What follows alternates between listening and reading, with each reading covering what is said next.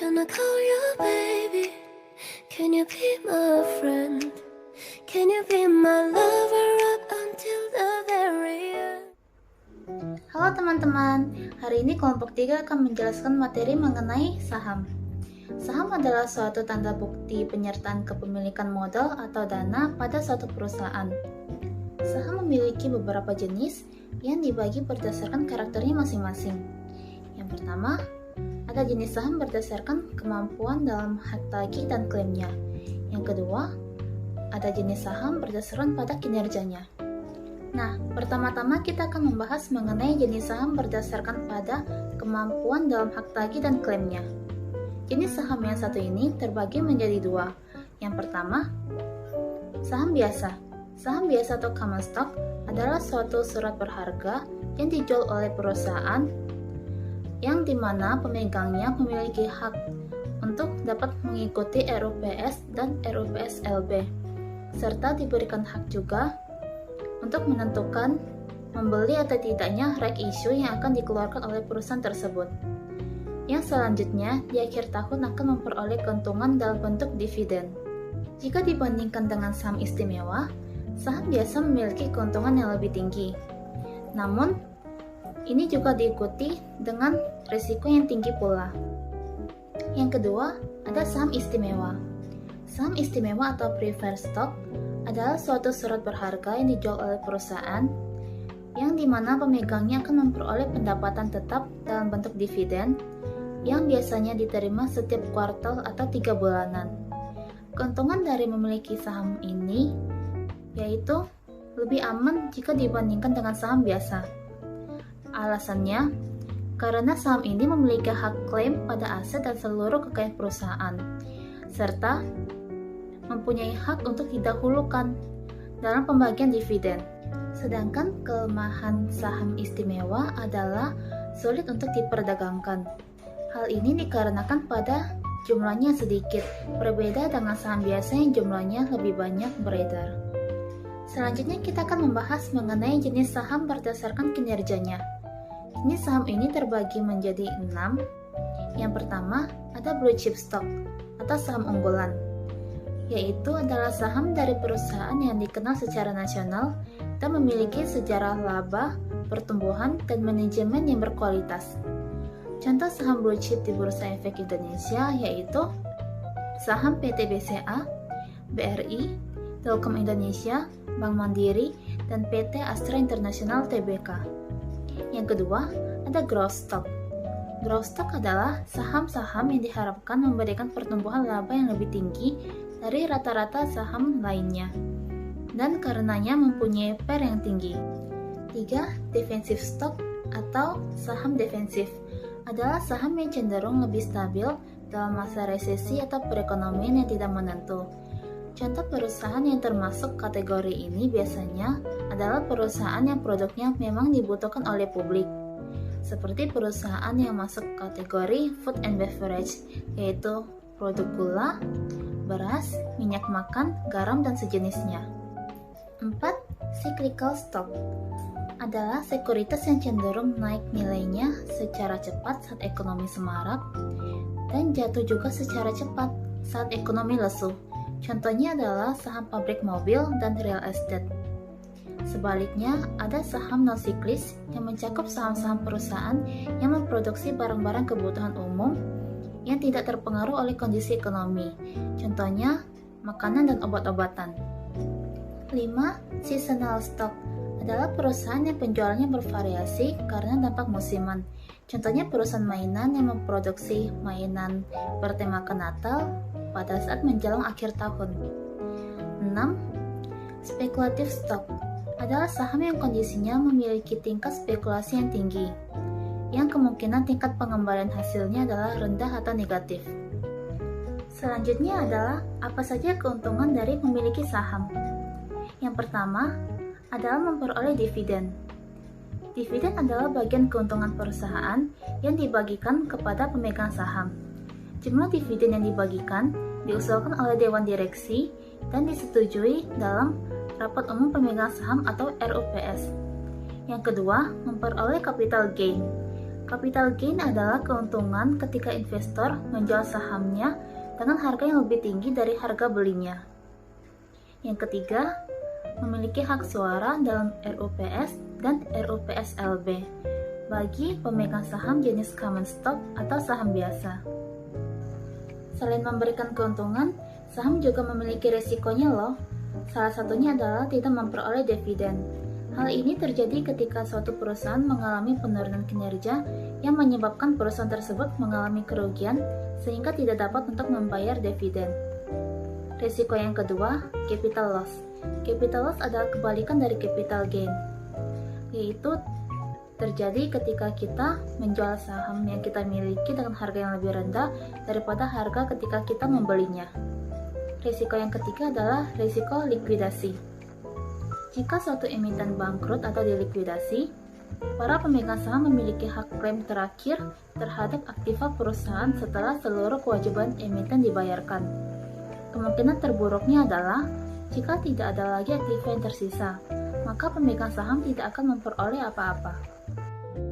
Baiklah, saya akan menjelaskan apa yang menentukan saham naik atau turun.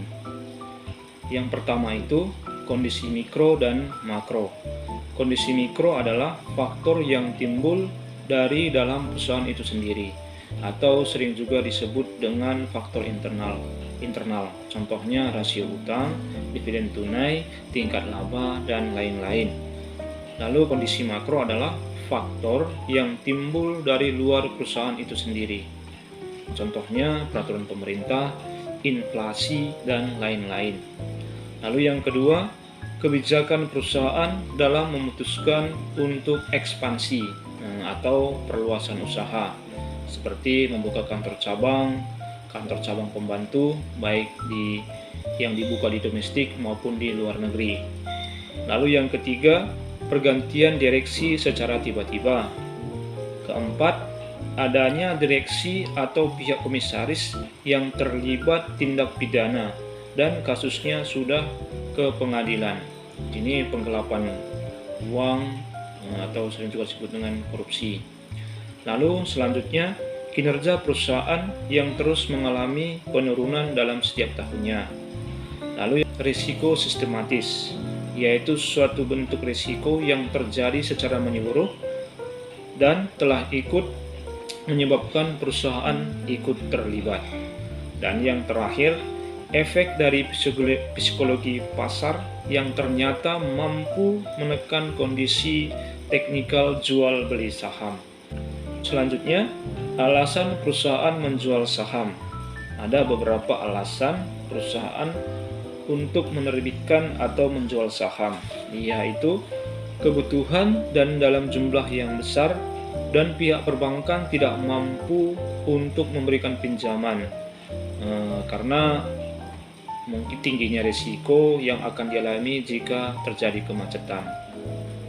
Lalu yang kedua, keinginan perusahaan untuk mempublikasikan kinerja perusahaan secara lebih sistematis, lebih teratur dan juga terarah. Lalu yang ketiga, menginginkan harga perusahaan terus naik dan terus diminati oleh konsumen secara luas, sehingga ini bisa memberi efek kuat bagi perusahaan seperti rasa percaya diri di kalangan manajemen perusahaan. Lalu yang keempat, mampu memperkecil risiko yang timbul karena permasalahan risiko diselesaikan dengan pembagian dividen. Selanjutnya, saya akan menjelaskan perbandingan saham dan obligasi. Nah, di sini saya akan menjelaskan perbedaan antara saham dan obligasi. Perbedaan yang pertama adalah kita lihat dari fungsinya. Bagi pemegang saham, surat saham berfungsi sebagai bukti sah kepemilikan perusahaan. Sedangkan bagi pemegang obligasi, surat obligasi bukan berfungsi sebagai kepemilikan sah porsi perusahaan, melainkan bukti piutang saja. Lalu yang kedua, harga jual beli surat berharga. Nah, di sini kalau terjadi inflasi, perubahan kondisi politik, atau gejolak kondisi ekonomi dalam suatu negara, tentu harga jual saham akan mengalami perubahan yang signifikan. Sementara obligasi menawarkan harga yang lebih stabil meskipun menghadapi berbagai kondisi keuangan, sehingga tingkat risiko kerugiannya pun tergolong kecil. Lalu selanjutnya masa berlaku. Masa berlaku saham tidak terbatas. Jika kita membeli saham, ya akan menjadi milik kita seterusnya, kecuali kalau kita menjual saham tersebut. Sementara untuk obligasi memiliki rentang waktu yang telah ditetapkan pada awal perjanjian, yakni sampai tanggal jatuh tempo. Lalu selanjutnya kepastian pembagian keuntungan. Pemegang saham akan mendapatkan dividen. Jumlah dividen itu tergantung pada laba yang didapatkan oleh perusahaan.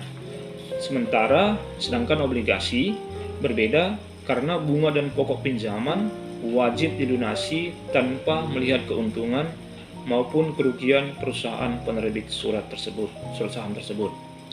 Lalu selanjutnya besarnya keuntungan. Besarnya keuntungan yang didapatkan dari saham diambil berdasarkan jumlah saham yang dimiliki serta laba perusahaan. Sementara penerbit obligasi harus membayarkan seluruh pokok pinjaman beserta bunganya berdasarkan perjanjian yang telah disepakati sejak awal. Lalu selanjutnya itu pajak. Pemegang saham dikenai pajak karena dividen atau laba perusahaan tergolong ke dalam pendapatan. Pajak tersebut sudah terpotong otomatis ketika investor memperoleh dividen. Sedangkan pembayaran obligasi termasuk dalam biaya perusahaan sehingga dapat dianggap tidak dikenakan pajak. Lalu yang selanjutnya, hak campur tangan perusahaan. Pemilik saham mempunyai hak suara untuk menentukan kebijakan perusahaan dalam rapat umum pemegang saham atau RUPS karena ia memiliki sebagian porsinya. Sementara obligasi, surat utang, dan kita tidak memiliki hak apapun atas perusahaan penerbit surat tersebut, sehingga kita tidak bisa ikut campur tangan dalam kebijakan perusahaan. Lalu yang terakhir, kebijakan saat likuidasi. Ketika perusahaannya dinyatakan bangkrut, maka pemegang obligasi akan diprioritaskan. Kita akan mendapatkan modal serta bunga sesuai dengan perjanjian. Sedangkan bagi pemilik saham, mereka akan mendapatkan keuntungan sesuai porsi kepemilikan setelah kewajiban utang perusahaan saat likuidasi dilunasi. Oke teman-teman, setelah kita melihat perbandingan saham dan obligasi, kita akan melihat pelaku pasar saham. Adapun para pelaku di pasar saham, di samping perusahaan yang bersangkutan, juga turut melibat pihak lain. Yang dimaksud dengan pihak lain di sini ada 3. Yang pertama, emiten, yaitu perusahaan yang terlibat dalam penjual sahamnya di pasar modal. Yang kedua, underwriter atau penjamin. Underwriter atau penjamin adalah yang menjamin perusahaan tersebut dalam menjual saham di pasar modal. Yang ketiga, brokers atau pialang. Nah, brokers atau pialang di sini disebut perantara antara pembeli dengan penjual sekuritas. Menurut brokers R.J. Sock menekankan bahwa pialang yang biasanya mengenakan komisi harus terlebih dahulu terdaftar pada bursa sebelum bisa diperdagang pada bursa yang dimaksud. Setelah kita mengetahui pelaku pasar saham, kita mau melihat di mana sih tempat membeli saham? Oke, tempat membeli saham yaitu pada pasar perdana dan pasar sekunder. Pada pasar perdana, dilansir dari situs Otoritas Jasa Keuangan atau OJK, pasar perdana merupakan tempat jual beli surat berharga yang dijual pertama kali ke masyarakat sebelum dicatat oleh Bursa Efek.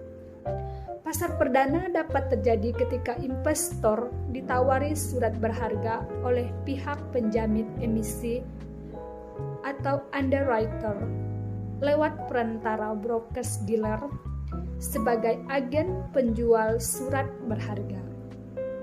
Proses ini lebih dikenal dengan istilah penawaran umum perdana atau Initial Public Offerings atau IPO. Saham juga dapat dibeli di pasar sekunder. Pasar sekunder adalah tempat jual beli saham atau surat berharga yang telah dicatat di Bursa Efek. Jenis pasar ini hadir sebagai bentuk lanjutan dari pasar perdana. Dalam pasar sekunder, investor diperkenankan untuk membeli atau menjual saham yang telah tercatat di bursa. Setelah penawaran penjualan di pasar perdana dilaksanakan, ketika transaksi yang terjadi bukanlah antara investor dengan perusahaan lagi, namun antara investor satu dengan yang lain. Oke, teman-teman, kita sedikit membahas tentang analisis fundamental dan teknikal. Analisis fundamental yang kami ketahui adalah analisis yang dilakukan dalam mengevaluasi perusahaan dan memperkirakan keadaan eksternal beberapa tahun ke depan, seperti melakukan analisis terhadap situasi perusahaan, analisis industri, analisis situasi ekonomi, dan analisis prospek laba di masa depan.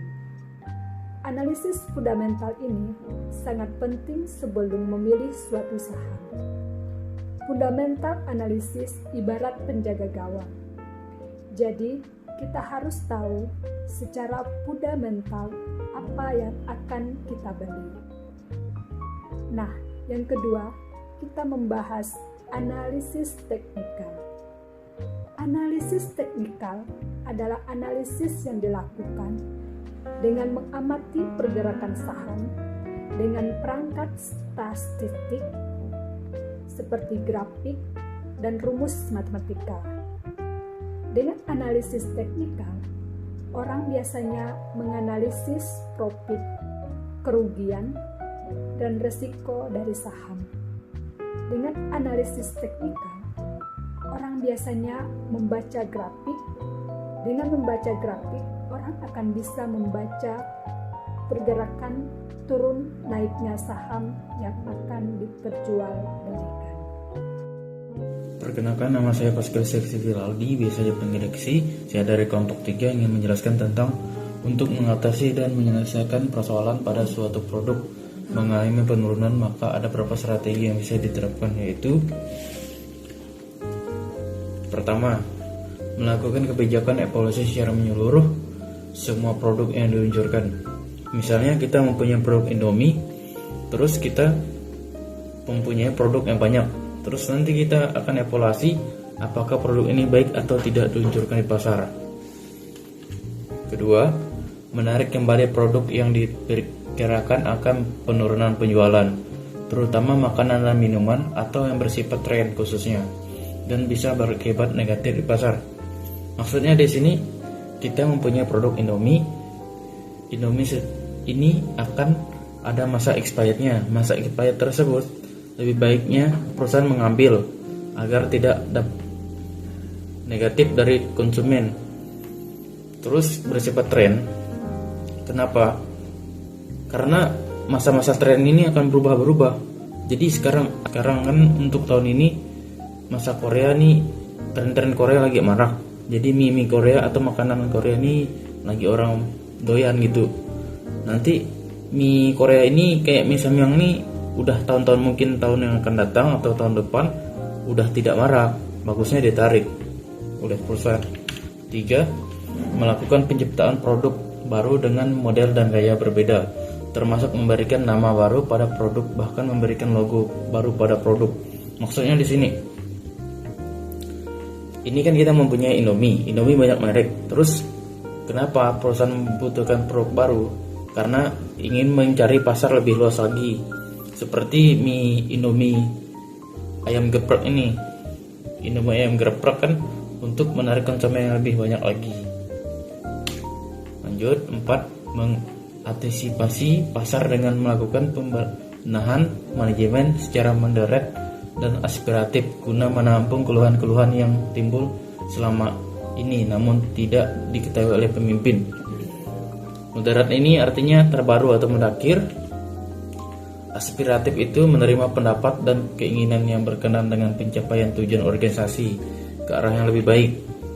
Jadi kesimpulannya, manajemen harus bisa menemukan ide baru dan menerima pendapat orang lain dari konsumen. 5. Menerapkan konsep baru dalam bidang struktur modal, seperti memperkecil utang dan memperbesar aset. Dalam persoalan utang, ada baiknya perusahaan mengambil utang yang dianggap memiliki kemampuan untuk mengembalikan. Artinya di sini kita nih minjam ke bank ataupun minjam ke investor, kita harus memprediksi apakah ini produk ini bisa membalikan yang kita pinjam ini nanti bisa kembali atau tidak oleh perusahaan. 6. Melakukan pelatihan dan pendidikan, training atau edukatif secara lebih profesional dan berkualitas dengan maksud para karyawan menjadi lebih disiplin dan beredukasi. Maksudnya kita mempunyai karyawan nih di perusahaan, terus nanti kita akan mendidik mereka agar lebih profesional, berkualitas, agar perusahaan tersebut dapat lebih maju ataupun lebih berkembang ke depannya. Ketujuh, menegakkan aturan yang aspiratif dan terkontrol dengan maksud menampung aturan yang harus diterapkan oleh para karyawan, namun juga memperhatikan dampak yang timbul jika aturan tersebut tidak diterapkan secara baik dan tepat. Jadi kita ini mempunyai aturan, terus aturan tersebut tidak dilaksanakan oleh karyawan tersebut akan berantakan kerjanya. Mungkin perusahaan akan penurunan penjualan gitu, ataupun produknya kurang bagus, karena aturan itu sangat penting dalam perusahaan agar produk tersebut bisa diterima oleh masyarakat. 8. Pemimpin dalam menyelesaikan suatu masalah. Ada berbagai baiknya bersikap tegas namun penuh dengan pendekatan agar nuansa kekeluargaan juga timbul, karena pemimpin harus selalu menganggap karyawan sebagai mitra bisnis, bukan hanya sekadar bawahan yang bisa diperintah semau pemimpin saja. Jadi kita pemimpin ini ataupun perusahaan-perusahaan yang sebagai pemimpin harus bisa merangkul karyawannya agar dapat lebih enak ataupun lebih suka kerja di dalam perusahaan, karena itu sangat penting. Apa itu? Adalah kebijakan perusahaan untuk mencari tambahan dana secara melakukan penjualan saham terbatas khususnya kepada pemegang saham lama. Dan jika pemegang saham lama tidak membelinya, maka hak tersebut akan hilang. Bahkan perusahaan dengan melakukan right issues menjadi lebih baik dalam pendanaannya yang diperoleh dari hasil right issues yang berasal dari premi saham lama akan memudahkan perusahaan untuk tidak berurusan dengan pihak eksternal seperti berutang atau mengajukan pinjaman kepada pihak bank. Keuntungan dan kerugian menerbitkan right issues dan pinjaman ke perbankan. Right issues ini ada untung dan rugi. Keuntungannya, pertama, tidak harus meminjam ke bank dan tidak butuh jaminan. 2. Tidak ada perhitungan suku bunga karena bayar dalam bentuk dividen. 3. Untuk dan rugi pihak lain tidak berhubungan hanya pihak saham saja. Hanya berhubungan pihak saham saja, maaf ya. Permasalahan biasanya nomor 4. Permasalahan biasanya diselesaikan secara internal. Kerugian: 1. Harus membayar dividen. 2. Menanggung biaya untuk mencetak saham baru bertambah. 3. Biaya untuk membuat pertemuan dengan antar manajemen perusahaan dan dewan komisaris. 4. Memberikan informasi kepada publik bahwa perusahaan mengalami kesulitan atau kendala dalam keuangan, pinjaman ke perbankan, keuntungan dan kerugian, pencairan dana diterima sesuai dengan tanggal yang ditetapkan oleh bank.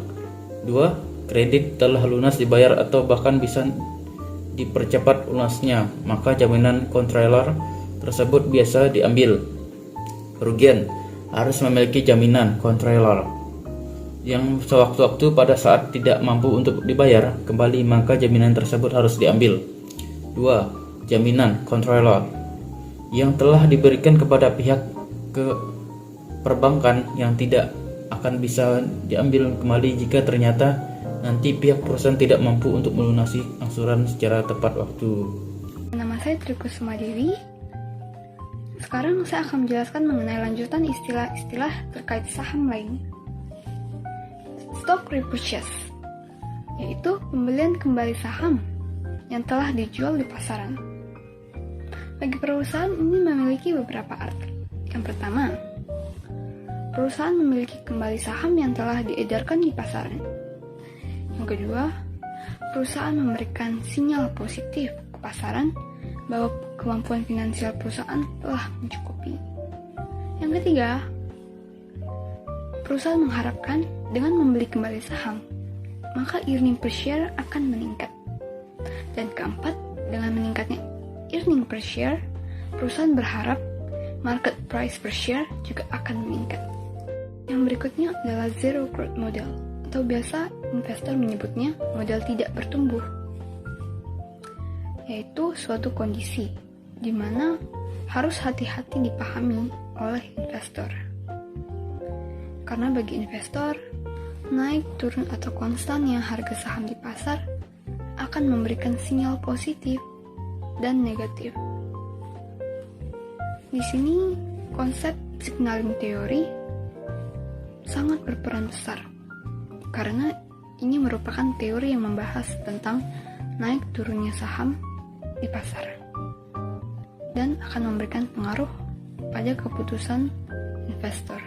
Dikarenakan apapun informasi yang telah terjadi akan memberikan efek kepada investor sebagai pihak yang menangkap sinyal tersebut.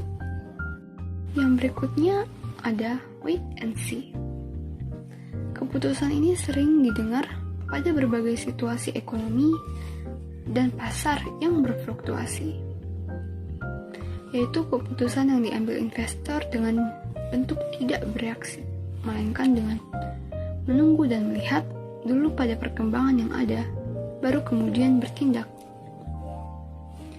Keputusan ini diambil oleh para investor dalam rangka untuk menghindari risiko yang lebih besar karena faktor pasar yang belum menguntungkan bagi perusahaan. Berikut beberapa ciri, keadaan, dan situasi yang menyebabkan keputusan wait dan see diambil, yaitu adanya kondisi pasar yang jauh dari kestabilan dan ketidakmenentuan, baik dari segi internal dan faktor eksternal.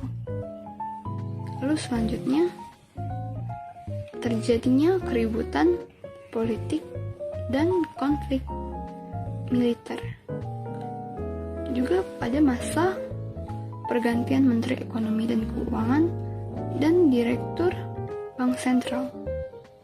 Serta ada juga karena kondisi krisis moneter global yang menerpa dan memberi pengaruh pada kondisi ekonomi domestik suatu negara. Yang terakhir ada don't fight the tape, atau istilah jangan melawan pasar. Ini adalah istilah yang digunakan oleh manajer keuangan pada berbagai perusahaan untuk menggambarkan suatu kondisi di mana tidak diuntungkan dan kemungkinan menimbulkan kerugian yang lebih besar jika diteruskan. Misalnya penyebabnya yaitu krisis moneter yang meluas, kerusuhan besar-besaran, bencana alam, dan lain-lain. Maka dari itu, kita dapat menarik kesimpulan bahwa tidaklah bijaksana untuk memperdagangkan sekuritas pada kondisi tersebut. Karena itulah ada pepatah yang mengatakan investor yang cerdas adalah yang paling mengetahui keinginan pasar dengan benar. Sekian penjelasan dari kelompok kami, kelompok 3.